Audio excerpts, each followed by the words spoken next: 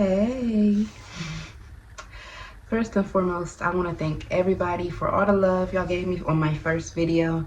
Last time I looked at it, I had like 24 views, which is amazing because I wasn't expecting more than like 6.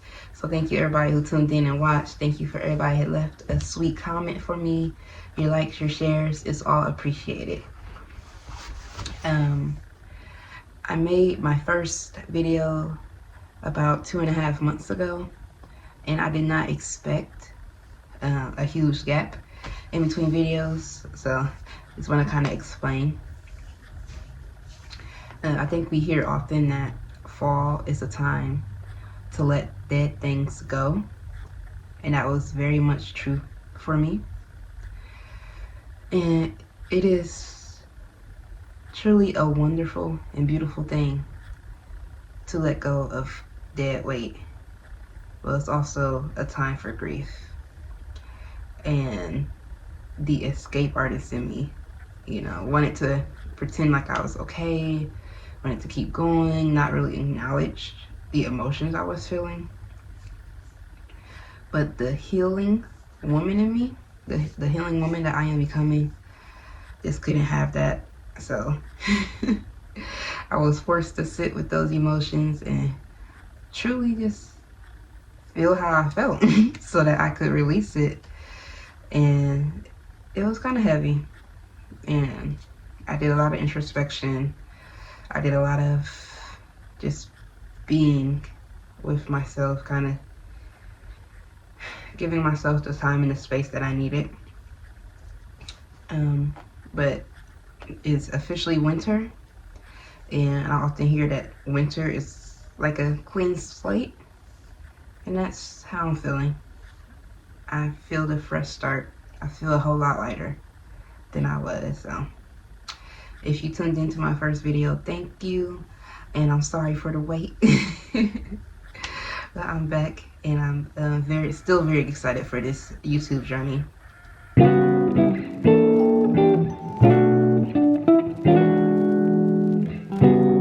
So with 2023 coming to a close within the next week or so, tonight I want to talk about just really what 2023 was for me.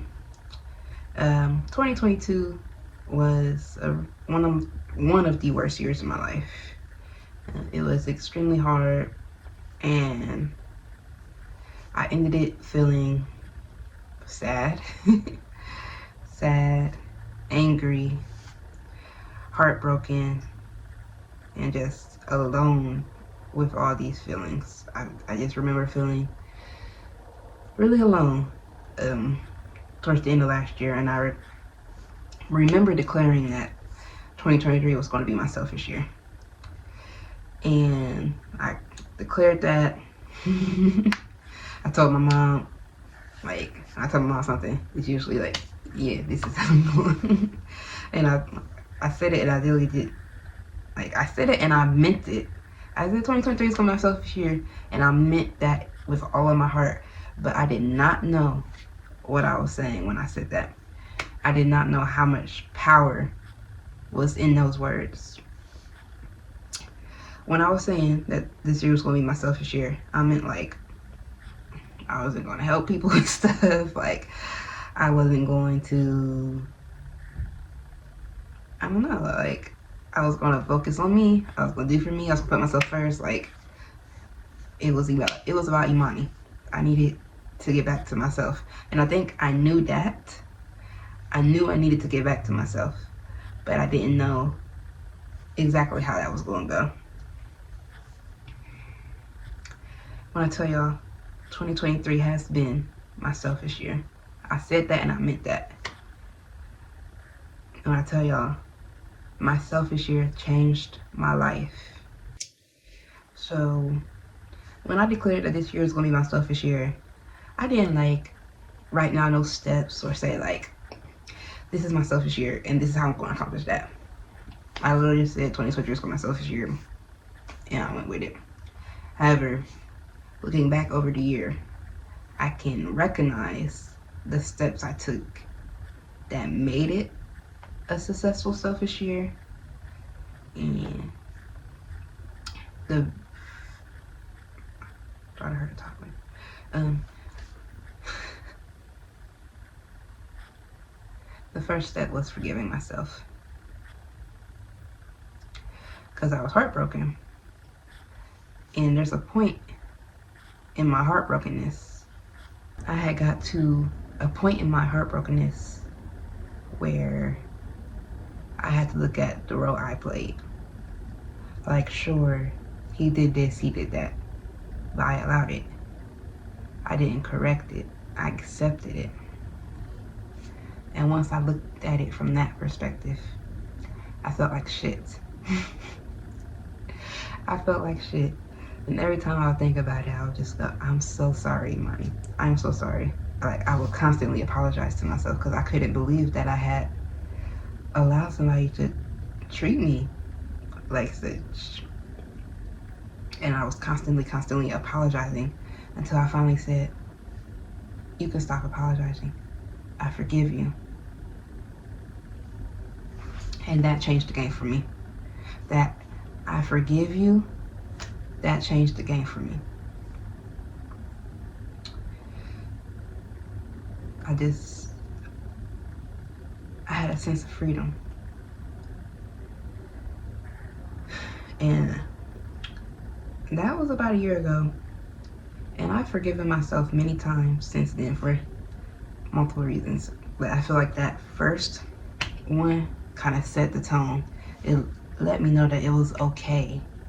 It was okay to make mistakes, and it was okay to forgive myself for them. I think forgiving myself was the first kind of step into my selfish year. My second step, betting on myself. So, in the last year, very bad financial situation. I was working part-time retail, seasonal part-time retail, so not even like a full-time job. And I think they would have hired me on, but like, I don't want no freaking, no offense to anybody like who works retail, but like, I felt that was not the space for me. That was not the job I wanted. And the job market was hard. I had been applying for jobs for months before and like not really land anything. So while I was like searching Indeed one day, I seen advertisements for Prescolas, which is a tuition-free tech program. And you do the program, at the end they help you with job placement. And I decided I was going to take a chance on it. And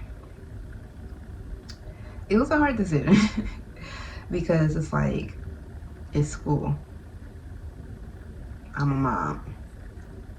I have no income. Like, it was definitely like a risky situation. And it's like, there was so many things that could go right in the instance, but there were also so many things that could go wrong. It was a rather lengthy application process, not hard or anything, but it was just several steps to the application process. And I will tell y'all, at every single step, I started second guessing myself. I started to think, maybe this isn't the right, idea for me. Maybe this isn't my solution. But at every step, I felt a push to just try it. And I am very thankful that I did give it a try, because it changed the course of my life.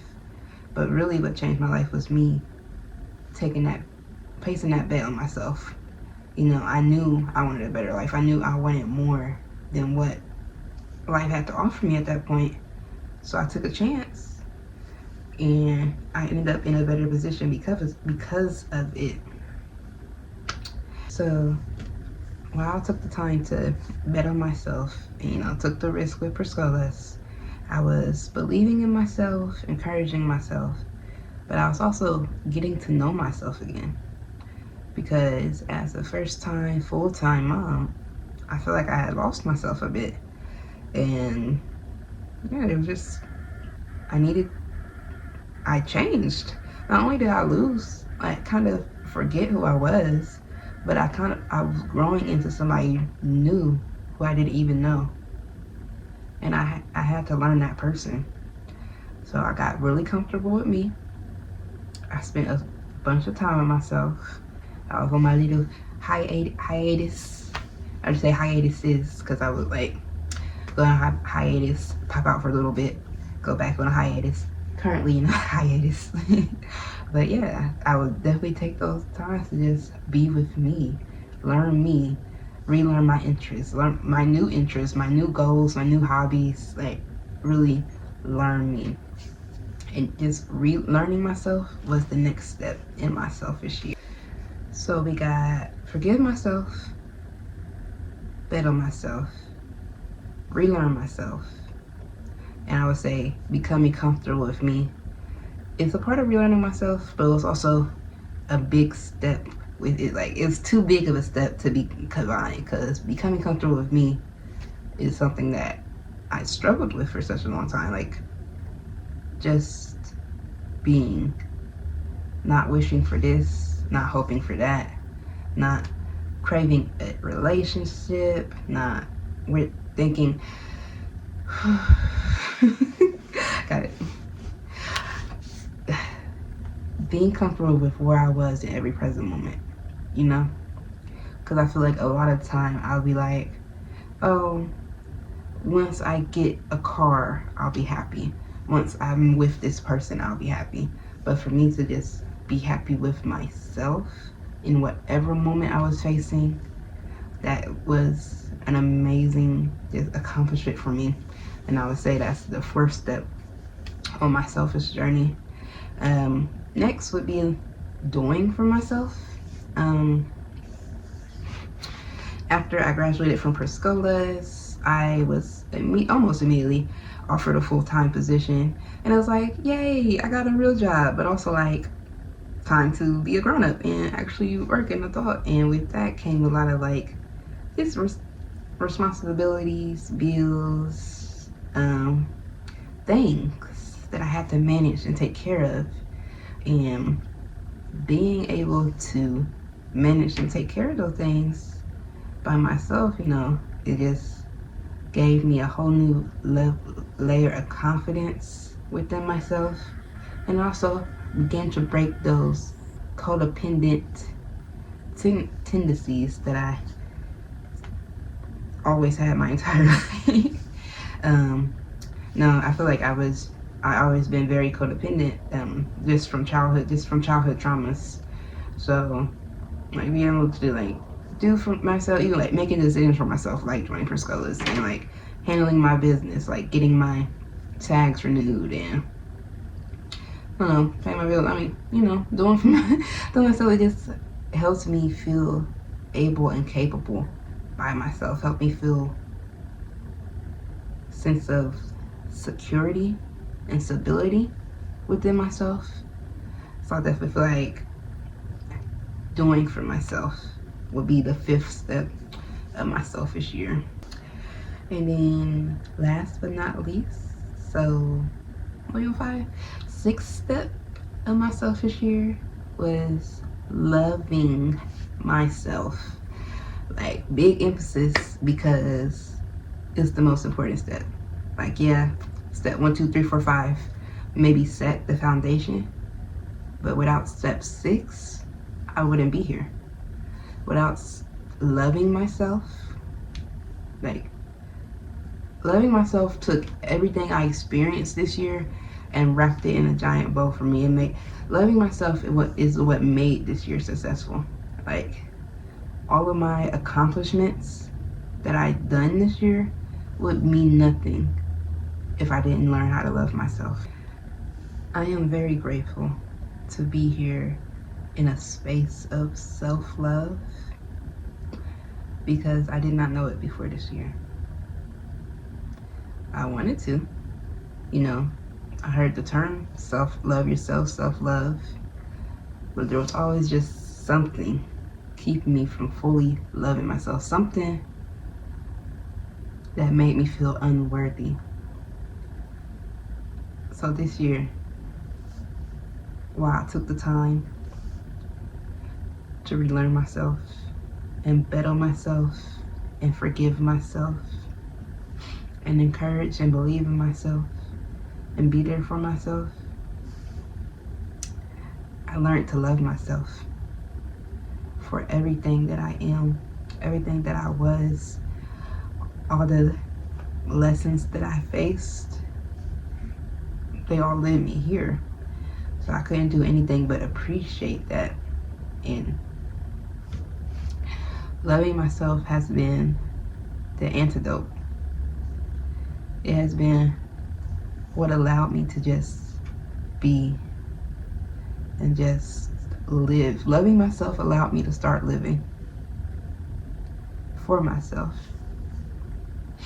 Oh my God. Not for what I thought I should have been. Not for who anybody thought I should have been or thought I should have been doing. Loving me just because I'm me and I'm amazing. I'm not about to fall on here, but okay, my bad, y'all. Yeah, so I showered myself in all of the love languages. Yes, words of affirmation, gifts. Bought myself gifts. You know why? Because I was not waiting for anybody to buy me anything. Had a new tech job. I have money now, and why should I? I understood that I deserve nice things from me. I forgot the other, physical touch. Yes, I definitely gave myself hugs, especially when I needed it. Because it's just me in here. I have my toddler, but I mean, he's wishy-washy. He don't always want to hug me when I want to hug. And sometimes I need a hug from a grown-up. So I hugged myself, very much so. Very much stay moisturized this year. Very much, let's see, what's the other list? Words of affirmations, quality time. I spent so much time with myself this year. Whether it be watching a movie, I remembered that I really like movies. It was something I really enjoyed, and I kind of forgot it with having a new baby. Finding new genres of music I like, watching movies, talking to myself. Call me crazy if you want to, but sometimes I need to talk things out, and I'm right here. Listening ears, I'm right here to listen. I talked with myself. Cooking, oh my gosh, I found so much love through cooking this year, and it felt crazy because like last year cooking was so stressful to me. Like, I mean, cooking is still stressful sometimes because like who wants to cook every single day, but I found so much just quality time with me, learning new recipes and like trying new things. So I really enjoyed cooking with myself this year, among other things. Like I really made sure to get in quality time with myself, even if that meant missing out on being outside. I was absolutely 100% okay with that. Physical touch. Acts of service. Acts of service is actually is my top love language. I love when people do stuff for me. I mean, like, I love people take weight off my shoulders, and I definitely feel like I showed myself that this year, even if it was like simple as taking the kids' toys out the bathtub so when I take a shower in the morning, I don't gotta do it in the morning, or as complicated as try to think of a complicated task that I would complete for myself. I mean, obviously I do everything for myself anyway, but sometimes I'll go out the way to do something to make it easier on myself in the future, because that's how much I love myself. So yeah, in addition to loving myself in all the love languages, you know, obviously I was very proud of myself when I did accomplish things like getting my new job and getting my certifications. But I also made sure I was there for myself on the not so bright days, because those are still a thing. No matter how much you love yourself, you still gonna have hard days, and I just made sure I was always present during those times. Gave myself what I needed, whether it be rest, whether it be a coping mechanism, whether it be a nice, we gonna order in tonight because you don't need the cooking money. So yes, checking in on myself, being there for myself. These are all just ways that I showed love to myself and healed my heart. You know, I started this year broken, but I'm ending it healed. Oh my God. Y'all, I am a very emotional Pisces. I should have warned y'all that I would have been crying a lot. I would cut out the crying parts, but there's like no point because I'm gonna do it again. I really cry a lot, but besides the point, I think I had a spectacular selfish year. And, you know, this year I learned that I am capable of all things and also deserving. Because, you know, I think that we know just how capable we are, you know? I think within us, we know we could do anything we put our minds to. But sometimes I think we question whether we deserve what we're going after or not. Excuse me. So I think this year I realized not only am I capable of whatever I want, but I deserve whatever it is I want. I learned that,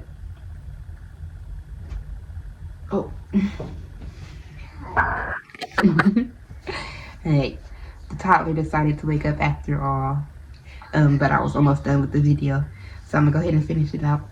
I got finish out too. Okay. I learned that self-love is top tier. I've been craving a life partner for almost as long as I can remember. I'm a hopeless romantic. And when I say I've been like dreaming of the person I'm going to be with for the rest of my life, this year I recognize that I'm going to get that person, you know, eventually. But even when I do, nothing can compare to the way I love myself. Because nobody knows me the way I know me.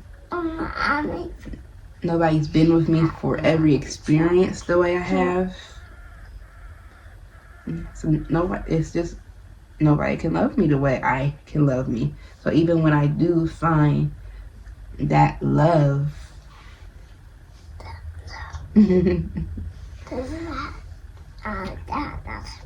my love should always be first. It shouldn't replace the love that I have for myself.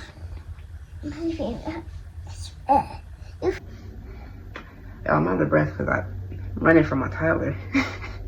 I really just want to finish this video. But that was another big lesson that I learned from myself this year. And the final lesson I learned is I want people. I realized that I'm capable and deserving of everything that I want and desire, including the type of love that I want. And now that I know that I can do everything alone, I want to enjoy this. I want to enjoy this life with the people who I love and cherish the most. And I think that's ultimately just such a beautiful lesson to get from a year that started with me wanting to disassociate from people, you know? So yeah, 2023 was my selfish year, and it was great. 2024, I declare it to be an easy year. There's so many new things that are coming into my life right now, and there's so many things I'm working to manifest, and I just declare that it comes with ease. I declare that my new job is easy. I declare that everything that I want in my life comes easily. I declare that my relationships are easy. I declare that I'm in a space where I don't have to work too hard. I want to just be 2024.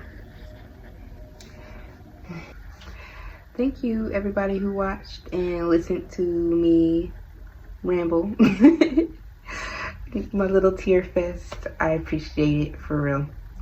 If you like this video, please like it, comment, and share, because I am currently on a social media cleanse and cannot share for myself, so please share for me. Thank you guys. Good night.